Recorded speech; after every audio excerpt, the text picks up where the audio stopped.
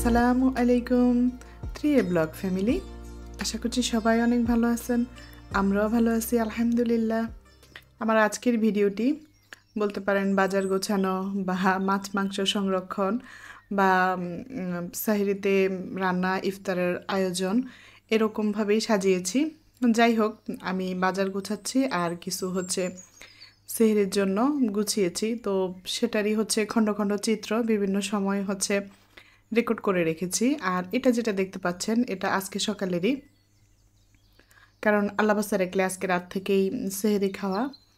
তো আমাদের সাথে আমাদের মসজিদের হুজুর খায়, সেই সাথে আরাফার বাবা সব বাজার আগে থেকেই গুছিয়ে রেখেছেন। শুকনা ওগুলোও গুছিয়েছি, কিন্তু ওটা আর দেখানো হয়নি আর কি। আমি এখন মোটামুটি কাঁচা বাজারগুলো গুছিয়ে নিচ্ছি। এখানে 1 কেজি পরিমাণ সোনালী মুরগি নেওয়া আছে। তো অনেক সময় দেখা যায় কি আমরা কষ্টের টাকা পয়সা দিয়ে বাজার করি, কিন্তু সেই বাজারটা নষ্ট হয়ে যায়, খাওয়া যায় না, বা একটা নিচে একটা চাপা পড়ে থাকে, দেখাও যায় না। ডিপ ফ্রিজে পলিথিনে পেঁচিয়ে রাখলে কি মাছ আছে না মুরগি আছে বোঝা যায় না, তো দেখা যায় একদম চাপা পড়ে যায় আর খাওয়া হয় না। তো শেষের দিকে এসে ওটা আর ভালো লাগে না, টেস্ট থাকে না আর কি। তো আমি আজকে সেজন্য বক্সই করে নিয়েছি, যাতে আমার টাকা পয়সা দিয়ে কষ্ট করে বাজারটা করেছি যাতে নষ্ট না হয় আর কি, ভালো থাকে সুন্দরভাবে আল্লাহর রহমত বরকতের মাসে খেতে পারি পরিবার পরিজন নিয়ে। আমার কষ্টের টাকার বাজারগুলো যাতে নষ্ট না হয়, আর আমার অবর্তমানে আমি বাসায় না থাকলেও যে কেউ যেন বাজারটা নিয়ে রান্না করতে পারে, সেই রকমই একটা প্রসেস করছি। আর এই বক্সগুলো একদম ক্লিয়ার থাকার কারণে বোঝা যায় কোনটাতে মাছ আছে আর কোনটাতে মুরগি আছে। আর যেটা নীল ঢাকনা, সেটাও একটু বক্সটা উল্টে নিলেই বোঝা যায় এটাতে মুরগি আছে। তো বক্সগুলো কেনার সময় আমার পছন্দ অনুযায়ী আমি কিনেছি, আমাকে অন্যান্য বক্সও দেখানো হয়েছে। এগুলো যেটা দেখাচ্ছি প্রথমেই ডিপ ফ্রিজটা একদম ভালোভাবে পরিষ্কার করে নিয়েছি। তো পরিষ্কার করার পরে টমেটো রাখছিলাম, এই টমেটোগুলো আমি বড় বড় ট্রেতে করে এগুলোকে ডিপ করেছি, তারপর আবার টুকরো করে আবার বক্সে রাখছি আর কি। আর সেই সাথে গাজর রেখেছি, আদা রসুন পেঁয়াজ সব রেখেছি, ওগুলো আলাদা আলাদা বক্সে রেখেছি। তো এখন তো আমার বর্তমানে নর্মাল ফ্রিজে আমার আছে আদা রসুন খাওয়ার মতো, তো তাই আমি একটু নিচের দিকেই রেখেছি, এগুলো আমার অনেকটা পরে লাগবে। সেই সাথে এখানে এক বাটি ছোলাও দেখতে পাচ্ছেন, ছোলা গতদিন ওই ফ্রিজে দেখিয়েছি, আজকে এই ফ্রিজেও আছে। পলিথিনে মাছ মাংস পেঁচিয়ে পেঁচিয়ে রাখলে বেশিরভাগ সময় আমার মাছ মাংস হারিয়ে যায়, আমি ভুলে যাই, আর এই ফ্রিজটাতে বেশ বরফ জমে।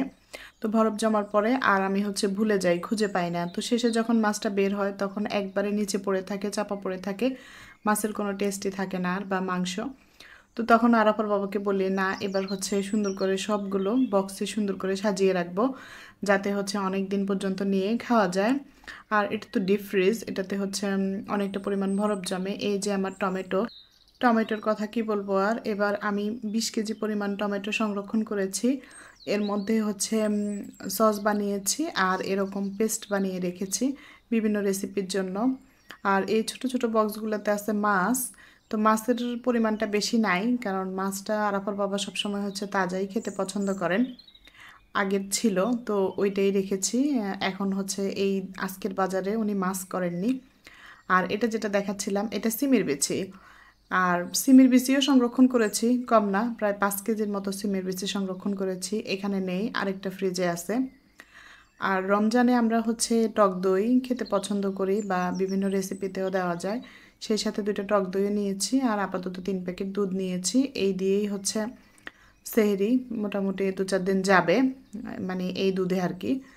তো দুধটাও বেশি দিন কিনে রাখি না, ওটাও আরাফার বাবা ফ্রেশটাই নিয়ে আসেন প্রতিদিন রাতে তারাবিতে গেলে, বা সকালেও নিয়ে আসেন। বেশি পরিমাণ দুধ রাখতে গেলে এই দুধের তো বেশি দিন ডেট থাকে না। তো যাই হোক, এখানে ডাল করছিলাম, কয়েক পদের ডাল, আমার বাসায় বুটের ডাল, তারপরে মুগ ডাল, তারপর মুসুরের ডাল, সেই সাথে পোলাও চাল মিশিয়ে ভালো করে ধুয়ে পানি ঝরতে দিয়েছি, এটাকে ছাদে রোদ্রে শুকাতে দেব। তো রোদের অবস্থা বেশি একটা ভালো ছিল না, বিকেলে যখন নিয়ে এসেছি ওটাকে আবার একটু চুলা গরম করে তারপর চুলাটা একদম ছোট করে একটা তাওয়া দিয়ে বসিয়ে রেখেছিলাম, কারণ ভালোভাবে শুকায়নি। এখন যেটা শেষ মুহূর্তের প্রস্তুতি, রোজা রেখে এতগুলো ইফতার বানানো, তারপর ইফতারের সময় যদি বেসন চালাচালি নিয়ে বসি, তো তো ইফতার বানাবো, রান্না করব, ভাত তরকারি না হচ্ছে বেসন চালবো। আমি জানি এতক্ষণে আমার সব আপুদের বা আন্টিদের সব রকমের ইফতার গোছানো, বাজার গোছানো সব হয়ে গিয়েছে। তো আমি ওই যে দুনিয়া আগে আগে আমি সবার পিছে পিছে এইরকম। তারপরেও যেসব আপুরা নতুন সংসারে এসেছেন বা এখনও কাজগুলো গোছাননি, আর মাত্র একদিন সময় আছে, তো চাইলে চেষ্টা করে এরকম হচ্ছে গুছিয়ে রাখতে পারেন।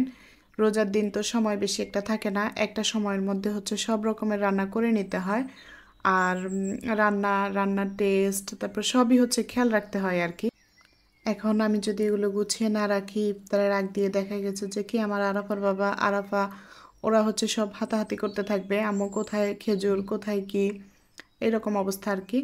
তো আমি গুছিয়ে রাখলে তারপর ওদেরকে মুখে বললেও হবে আরাফা অমুক জায়গায় আছে, অমুক ক্যাবিনেট খোলো, তো খুললেই সব দেখতে পাবে আর কি।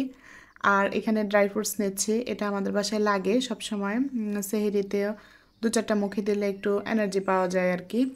তো এখানে আমি আলাদা আলাদা করেই কিনেছি, সব কিছু একটু একটু করে মিশিয়ে দিচ্ছিলাম, খেজুরের সাথেই রাখছি, যার প্রয়োজন সে 2-4টা খেয়ে নিবে। এটা কিন্তু ড্রাই ফ্রুটসগুলো আমাদের সারাদিনের এনার্জি, রমজানে বিশেষ করে খুবই হেলদি একটা খাবার।